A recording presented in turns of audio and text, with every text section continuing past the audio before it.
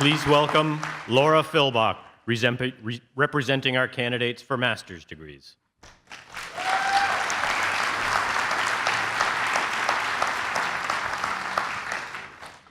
So I didn't tell my family that I would be speaking here today, and I was feeling pretty proud of myself for keeping it a secret so I could surprise them, so surprise, guys. But I have to say that I got one-upped by my daughter, who knew that I was speaking and surprised me by flying all the way from Michigan to be here this weekend. So I'm feeling very humbled.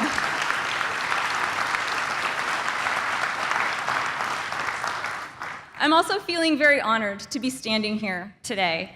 As I'm sure is the case for many of those graduating here, being here for me represents the culmination of a long journey and a lot of hard work.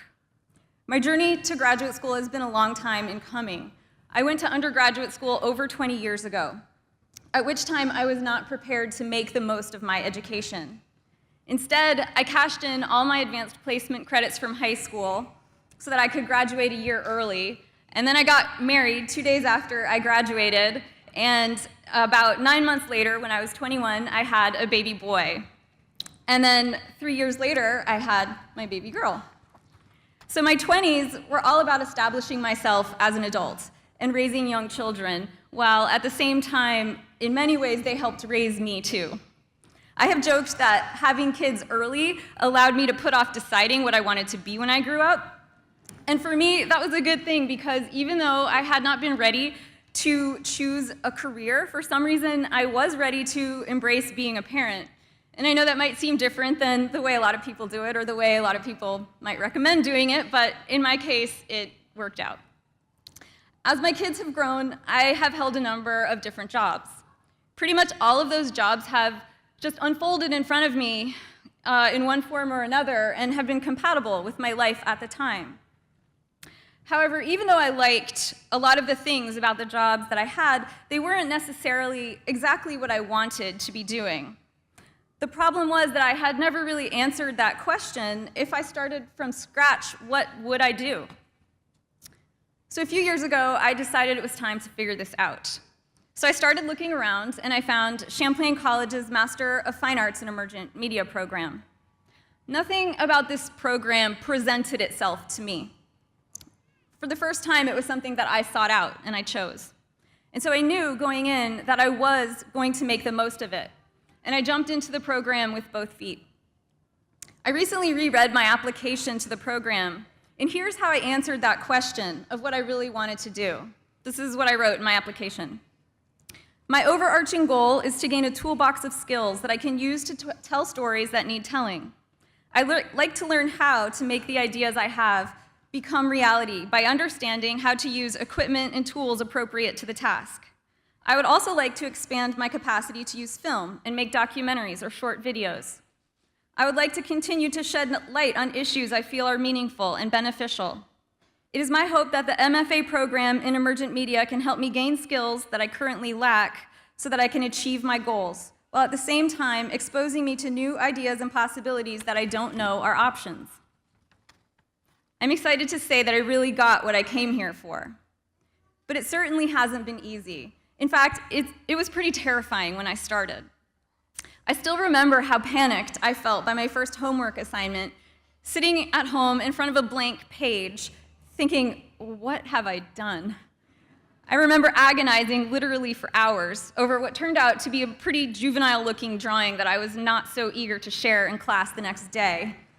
But to my surprise, my classmates actually looked at it closely, and even though it was no masterpiece at all, they said, oh, this is really great because now I really understand what you're trying to say here. And I realized, you know what? I have experience. I'm an intelligent person. If I put a lot of thought and earnest effort into something, it isn't going to be horrible. It's not going to be perfect, and it's going to need refinement, but I can build on those things, and I can have confidence in what I do. And this was an incredibly powering realization. Another example was my first elective, an intro to cinematography class with first-year undergraduate students.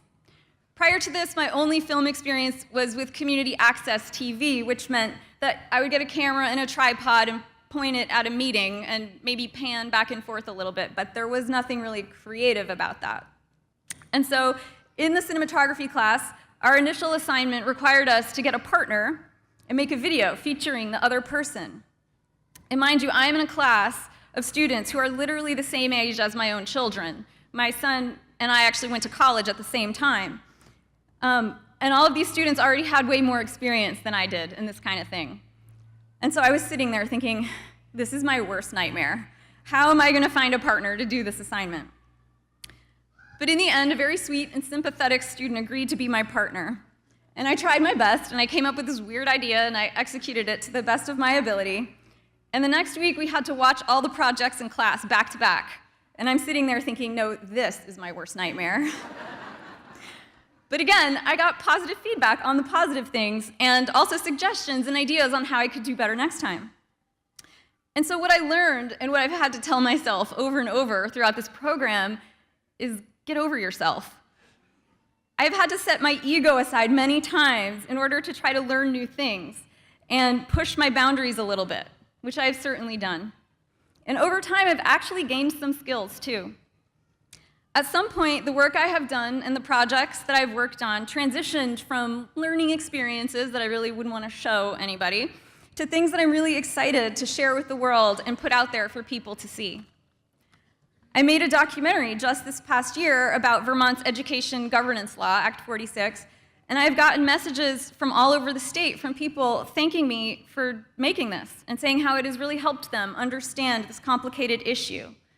And that has been so gratifying for me to see the way that I can use media to do something like that, and to do something that I could have never done going into the program. This is what I came here for. I now have a solid example of work on my website that I am proud to show, and I hope will help me move forward in the next phase of my life, in which I would love to use my new toolbox of media skills to make a positive impact on the world in some way. So this is why I am thrilled to be standing here right now. It's really bittersweet to be coming to an end of this time, and I want to thank all of the people at the Emergent Media Center, as well as the excellent teachers that I've had throughout the program. I also want to acknowledge my fellow MFA grads before I finish. It's been a joy getting to know you all and work with you and see your work evolve as well. And I want to encourage everyone to check out our gallery show up at the CCM Gallery through May 27th. Okay, guys, I think we can have our MFAs now. And finally, I couldn't have done it without the support of my family. My kids have been my cheerleaders, and it's been fun being in school at the same time and sending middle-of-the-night Snapchats commiserating about our homework assignments. But most of all, I need to thank my wonderful husband, Tim, who has supported me through the process in more ways than I can say. Thank you so much.